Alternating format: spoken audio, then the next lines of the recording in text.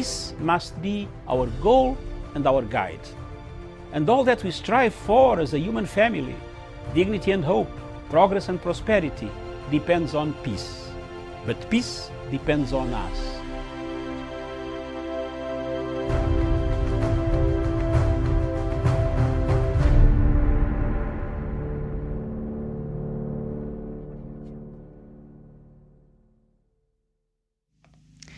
Good afternoon to you. Thank you so much for joining us. It is a minute past 3 p.m. here in Nairobi. This is Diaspora Dispatches, and here I get to bring you the latest from the continent of Africa and indeed the world. My name is Miriam Gutu, and as usual, we're coming to you all the way from Kenya's capital here in Nairobi. That is Punchline Africa's television's headquarters here.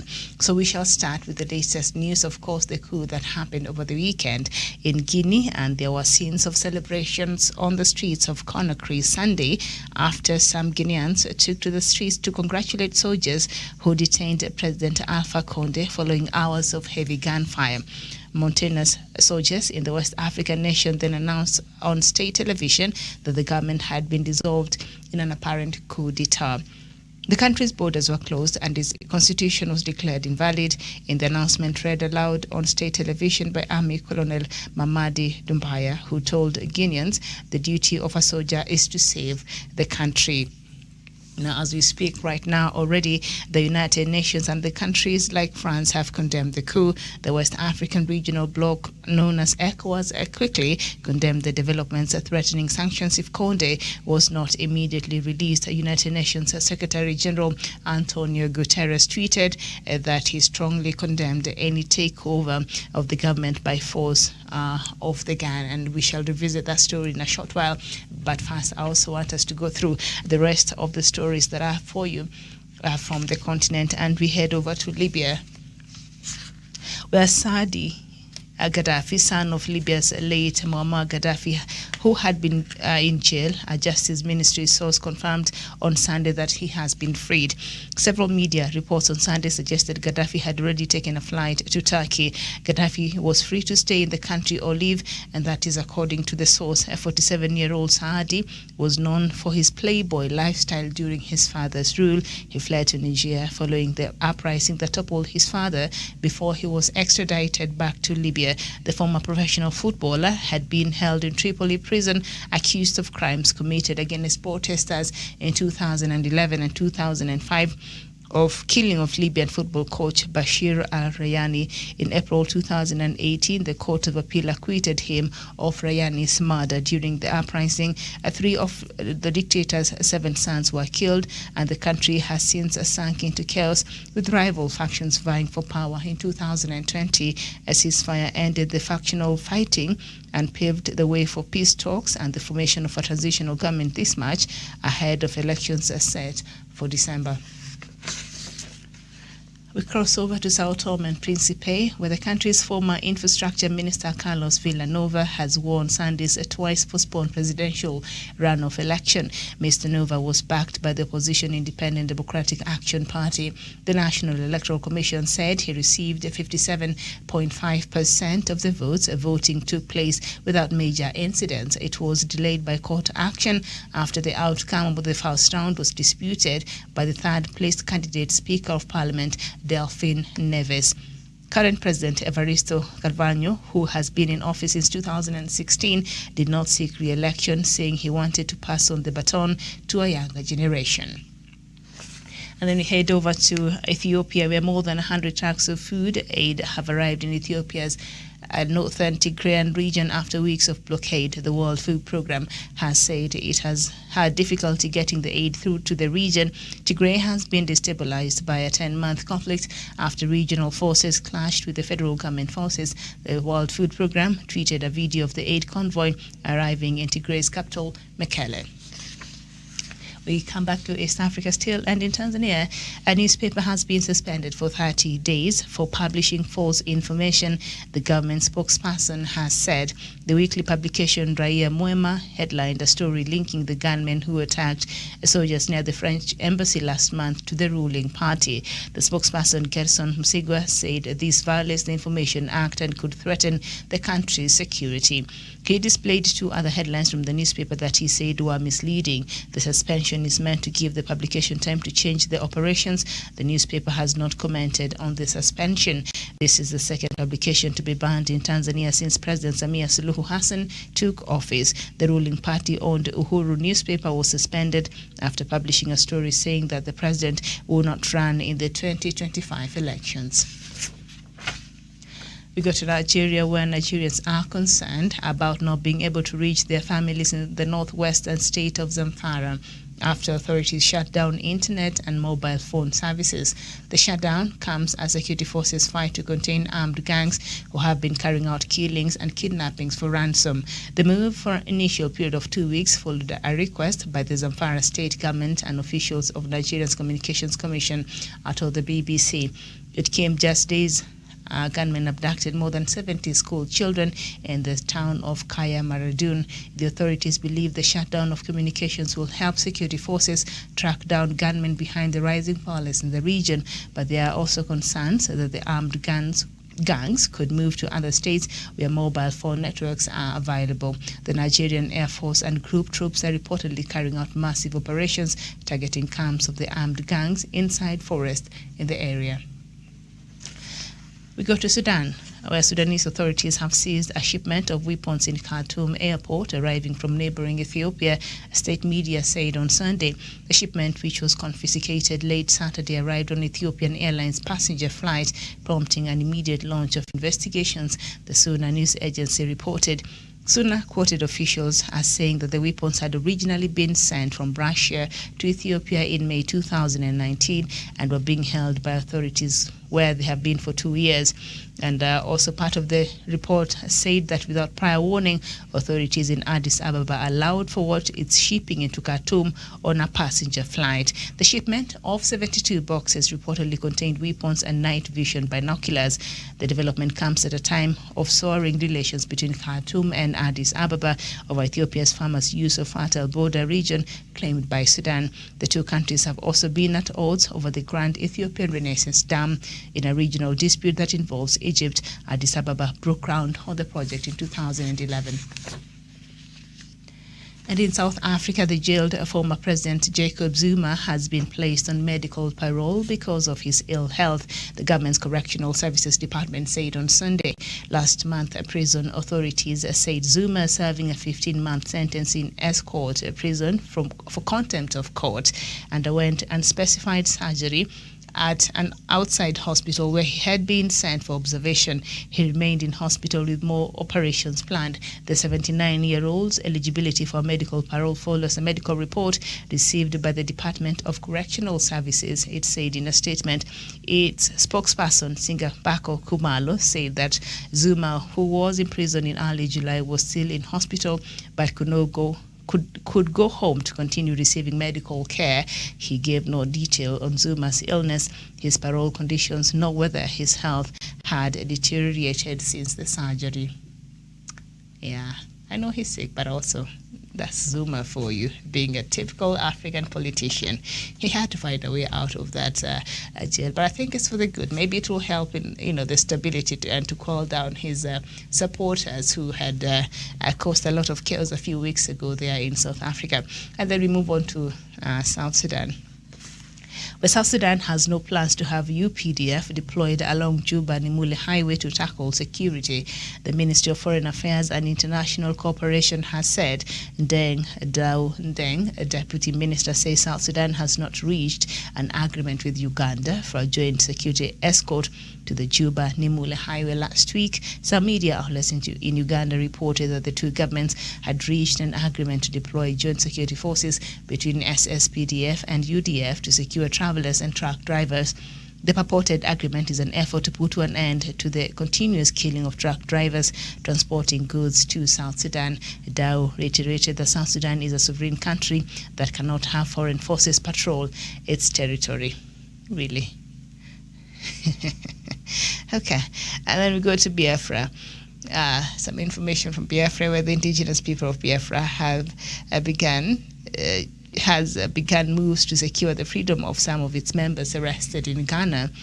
Aloy Ejimakor, one of the lawyers representing the leader of IPOB, Nnamdi Kanu, made this known in a tweet today. The Ghanaian police had arrested some members of the IPOB around Malam Junction in Accra on Sunday while they were having their monthly meeting. The lawyer noted that he had sent some documents and that would aid in the release of the separatists. And that is the latest from the continent of Africa this afternoon. South Sudan saying it does not need, UPDF, that is the Ugandan Defense Force, to come and help patrol its highway, where there has been a lot of killings and targeted, killings on the truck drivers, and the insecurity in South Sudan, we know, is just in a very bad state right now. So I don't know from what meeting that it was agreed that UPDF from Uganda would come and help, manage and offer security to people using that highway. So South Sudan Ministry of Foreign Affairs has come out and said, no, we are a sovereign country.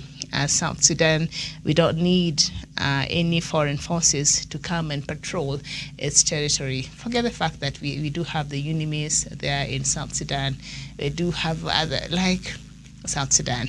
All right, but I do understand where perhaps they're coming from. As I said there, this move by Jacob Zuma, he's sick. Apparently he went through an operation.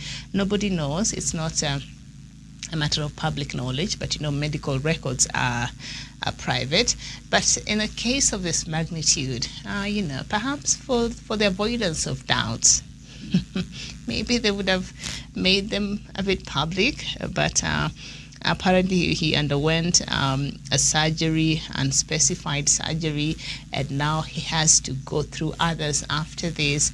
And that means he can't go back to jail. He started serving a jail term in July over contempt of court. And so the court has decided he will be on a medical parole at home. And so he will continue, with his treatment from home, which I think is a good thing. Zuma is 79 years old. I don't know what you're going to get from him. If it's money he stole, like the one he stole, through dubious ways from the public, and build those beautiful houses for his wives, I think he was made to pay back. That's how you actually benefit, instead of being so punitive. And at the end of the day, I think you don't get much out of it. I think he should be made to return every cent that he stole, and I think he should answer to all the ills that happened before. And while he was still president there, so he still has another corruption case ongoing. So I don't know how long this treatment will be going at home. And so I'm not sure if we will ever see Zuma taking a stand to continue even with the rest of his cases. And I think this treatment, this medical parole, I think they will string it along as long as they can, maybe until the end of the months that are remaining. All right, about 12 months remaining. Okay, all right. So anyway, so we know the big story in the continent today is the coup of the Guinea's President Alpha Conde. Alpha Conde decided to cause a constitutional coup last year, and we talked about it here and we condemned him. I personally did in March under the cover of COVID-19. He decided the 2 terms that the Constitution allowed for him to serve were not enough, so he decided to extend an illegal 3rd term, which he did. And so he rushed the country to a referendum, while the rest of us were trying to cope with COVID-19. It was just being, The first cases were being reported in a few African countries, and the rest of the world were just dealing with whatever mess and whatever was happening that COVID had brought with it. He felt this would be the right time for him to have this constitutional coup without anybody caring so much, because last year we were in the thick of it. And so he did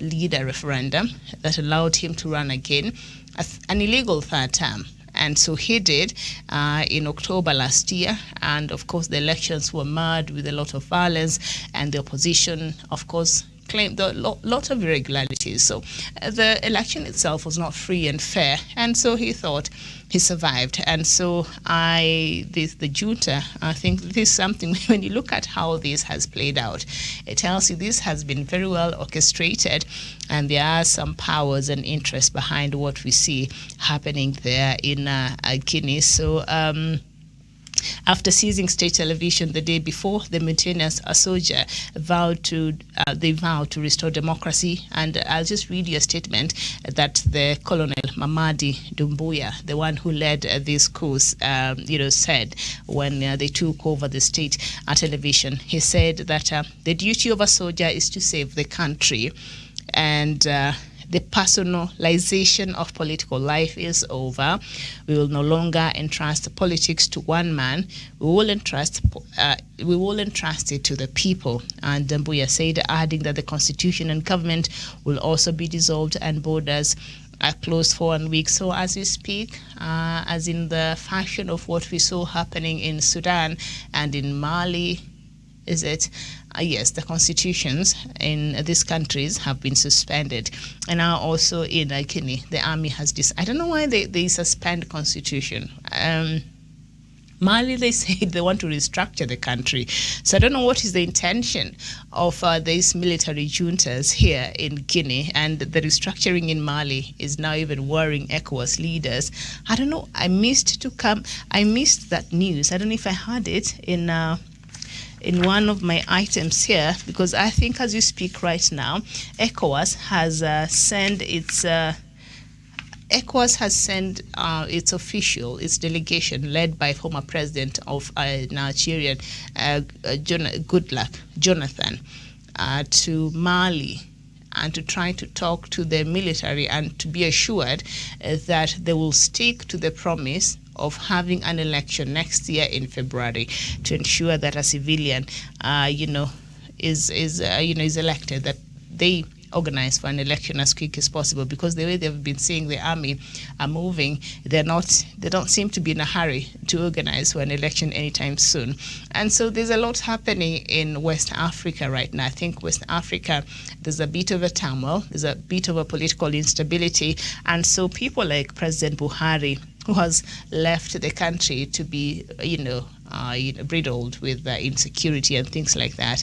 If I were him, I would be very worried from that part of the world. And we've seen a couple of countries from that region going through a coup or going through a political turmoil from bad elections, or just people are tired of the leadership they have, to insecurities, to name it. It's not, things are not very good in that region in Africa. So just a bit of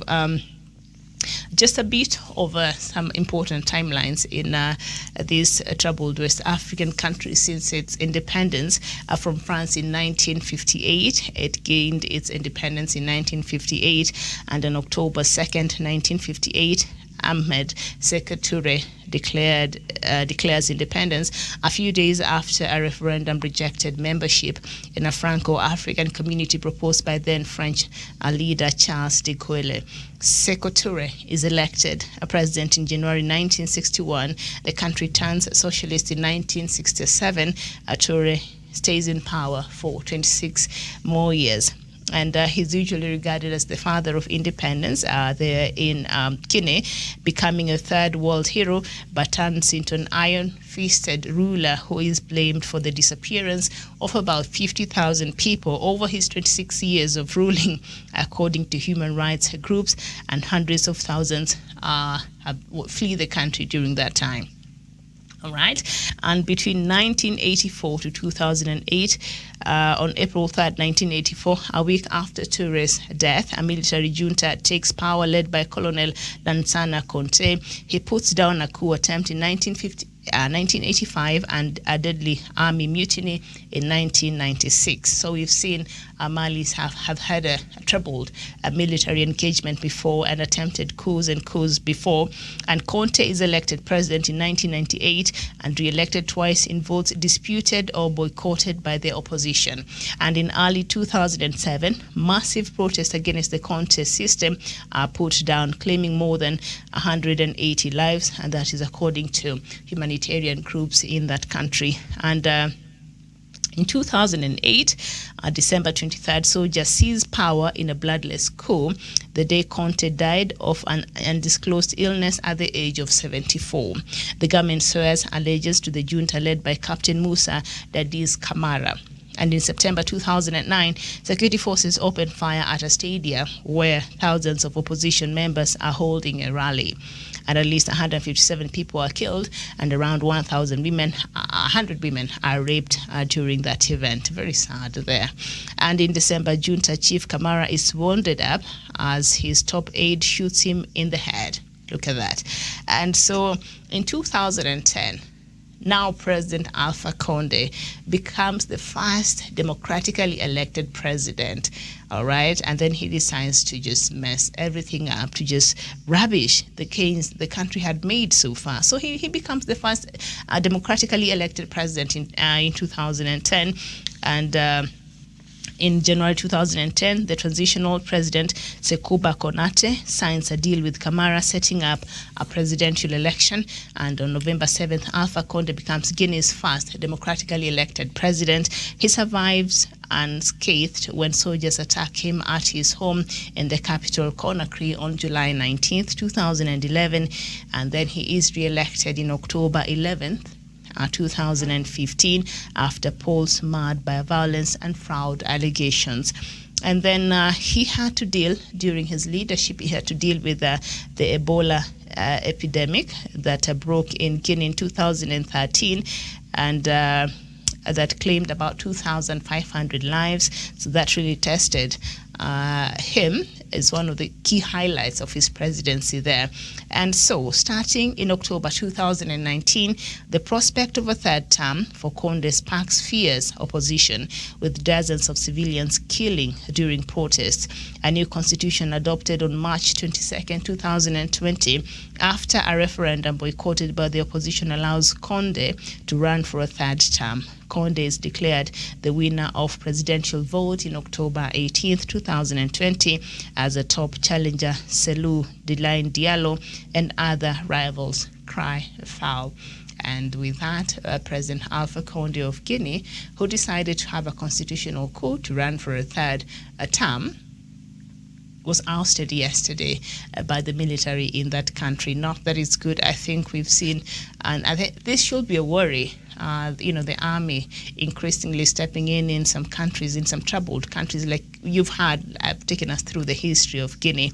It has not been the most stable when it comes to its political dynamics, and so perhaps after the election of Alpha Conde, that was a good start for the country, but instead of just serving his 2 terms and leaving, he decided to change the constitution last year, and that did not sit very well. So I think this coup was just being, organized and strategized and being cooked and prepared someplace. The manner in which it has happened, I think it has even caught President off guard. And when you read the history of, what is his name, Doumbouya, the army, the colonel who has led this coup, is very close to President Conde, Alpha Conde, part of his, security there, and he has worked with, I think, is it France something? So France also has a link to this story, and I think over time, I think this will come out. And I was just watching a news item a couple of minutes ago where they were analyzing this story, and it said, Guinea is a former colony of French, and France still has a very strong hold on its former colonies, And so if you refuse to play ball, then they will orchestrate for you to be removed in power. We've seen that play out in this continent, so it's not just wild allegations. So Alpha Conde refused to play ball. And so, he started getting very cozy with people France considered as enemies, countries like Russia, countries like China, and that did not please, France very much. So is France behind this? That has not been confirmed, but that cannot be too far-fetched, but we will see how this will play out. Of course, African Union has condemned this move, the coup, and the United Nations Secretary General Guterres also has condemned this move. ECOWAS is still trying to calm the fire and to put out the fire in Mali. Is still trying to help which other country that the leader died a couple of months ago. There's still a lot of turmoil going on. Add to the issue of insurgency and militancy in the Sahel region, and then now another coup and another country which is at the brink of running into chaos. So they have a lot in their hands as we talk right now. So ECOWAS also has condemned this move. I don't know if they'll move quickly to suspend Guinea from ECOWAS bloc. I don't know if African Union, Musa Mohamed Faki, the chairperson, will move and suspend Guinea from AU, because if the military is in leadership in a country in this continent, you cannot be a member of the African Union. So we shall be waiting to see how this story will continue to unfold even as we wait. So the whereabouts of Alpha Conde are unknown for hours, still unknown, and of course he's 83 years old. He should have retired last year and just go and enjoy his retirement. Of course, we condemn the coup, but also when you look at the circumstances, a lot of these leaders just attract these problems to themselves. You should have just retired. Go enjoy your retirement. You're already 82 years old when you're supposed to have been leaving, but you insisted. Come on now. But anyway, I hope that he is safe. The military junta have come out and said he's safe. They will not harm him. He's okay, but he has been kept in a place where nobody knows. So let's see. You see what happened to Ibrahim Boubacar Keïta. I think he said he was not feeling well and he wanted to go out for treatment, and he went to the UAE and we never saw him back. And I joked and said, there's no way Keïta will come back to Mali after he was ousted. He survived, all right? So I'm sure even with Conde, perhaps, I don't know if he will go to France, or I don't know which country he'll run to, but we'll see how this will play out. And this is a developing story, and we shall bring you the latest as it continues to unfold. This has been Diaspora Dispatches. My name is Miriam Mogutu. Enjoy the rest of your day. Bye-bye for now.